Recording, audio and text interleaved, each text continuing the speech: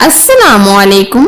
आज मैं रमजान स्पेशल में मोस्ट फेवरेट आलू के क्रिस्पी फूले हुए पकोड़े बनाऊंगी। ऐसे क्रिस्पी फूले हुए पकोड़े बनाना बहुत आसान है। ये आलू के पकोड़ों को बनाते हुए ना ही तो हम इसमें बेकिंग पाउडर और ना ही बेकिंग सोडा ऐड करेंगे और बिल्कुल हल्के फुल्के ये पकोड़े बनेंगे। तो आज की इस रेसिपी में मैं क्या ट्रिक आपके साथ शेयर करूंगी जिसकी वजह से आपके पकोड़े एकदम खस्ता, करारे और फूले हुए बनेंगे। तो आप वीडियो में दिए गए सीक्रेट टिप्स को फॉलो करें और बनाएं एकदम परफेक्ट, करारे, क्रिस्पी, फूले हुए पकोड़े। रेसिपी अगर आपको पसंद आए तो लाइक कीजिए, शेयर कीजिए।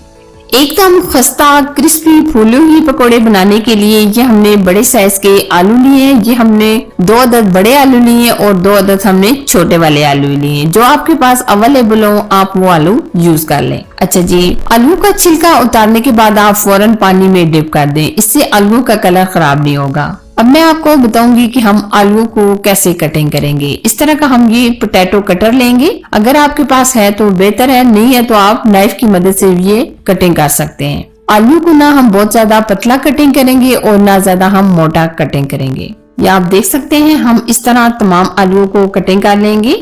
या आप देख सकते हैं हमने आलू कटिंग करके पानी में डिप कर दिए थे। आप देख सकते हैं पानी एकदम धुंधला हो चुका है। अब हम 1 से 2 पानियों के अंदर पोटैटो को अच्छी तरीके से धो लेंगे ताकि जो एक्स्ट्रा स्टार्च होता है पोटैटो के अंदर वो निकल जाए। स्ट्रेनर की मदद से भी आप आलू को मुकम्मल खुश्क कर सकते हैं या किचन टॉवल के ऊपर ये पोटैटो को डाल दें ताकि ये अच्छी तरीके से एकदम खुश्क हो जाएं। आलू के पकोड़े बनाते हुए कुछ लोगों को मसला पड़ जाता है कि अगर हम पकोड़े बनाते हैं तो एक ये जो हम बैटर लगाते हैं ये उतरना शुरू हो जाता है और अच्छी तरीके से फूलते नहीं है और क्रिस्पी नहीं बनते। कुछ लोगों का ये मसला होता है कि पकोड़े हम फ्राई करते हैं और कुछ देर रखने के बाद ही एकदम नरम पड़ जाते हैं। लेकिन अगर आप वीडियो में दिए गए स्टेप को फॉलो करेंगे तो इंशाल्लाह आपके पकोड़े बहुत ही क्रिस्पी और खस्ता बनेंगे। ये हमने आलू को किचन टॉवल के ऊपर डाल दिए। ये तकरीबन 5 से 7 मिनट के अंदर ही एकदम ड्राई हो जाएंगी। तब तक हम बैटर को रेडी कर लेते हैं।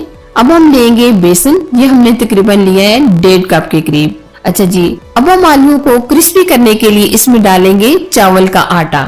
ये हमने 3 से 4 चम्मच लिया है और अगर आप चावल का आटा नहीं डालना चाहते तो आप कॉर्नफ्लावर भी डाल सकते हैं। अब हम इसमें हस्बे जायका नमक ऐड करेंगे। हम डाल रहे हैं चाय का आधा चम्मच, हल्दी पाउडर चाय का आधा चम्मच, सुरख लाल मिर्च का पाउडर चाय का 1 चम्मच, 1 चम्मच हम इसमें जीरा ऐड करेंगे और चिली फ्लेक्स चाय का आधा चम्मच।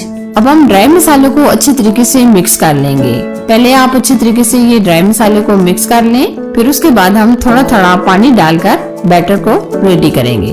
पहले हम 1 कप पानी ऐड करेंगे और बाद में हमें जरूरत पड़ा तो हम मजीद पानी डालेंगे। आप अच्छी तरीके से इस तरह चम्मच की मदद से मिक्स करें ताकि कोई गुठली वगैरह ना रहे। अब हम इसमें मजीद थोड़ा सा और पानी ऐड करेंगे और साथ साथ हम पानी डालते रहेंगे जब तक अच्छी तरीके से ये गाढ़ा सा बैटर रेडी नहीं हो जाता।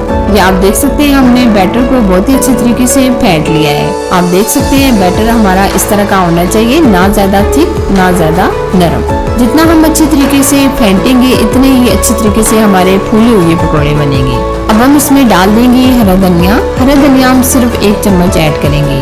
हरा धनिया शामिल करने के बाद आप अच्छी तरीके से मिक्स कर दें। ये देखिए हमने बैटर को रेडी कर लिया है। अब हम क्या करेंगे, गरम ऑयल हम 2 से 3 चम्मच ऐड कर देंगे। यही तो होते हैं छोटे छोटे टिप्स एंड सीक्रेट जिसकी वजह से ये पकोड़े एकदम परफेक्ट बनते हैं। ये आप देख सकते हैं आलू भी मुकम्मल ड्राई हो चुके हैं यानी एकदम खुश्क हो चुके हैं। अब हम पकोड़े बनाएंगे। पकोड़ों को बनाने के लिए हमने ऑयल को गर्म कर लिया है और एक साथ हम बहुत ज्यादा भर भर के पकोड़े ऐड नहीं करेंगे बल्कि हम इस तरीके से थोड़े थोड़े डालेंगे।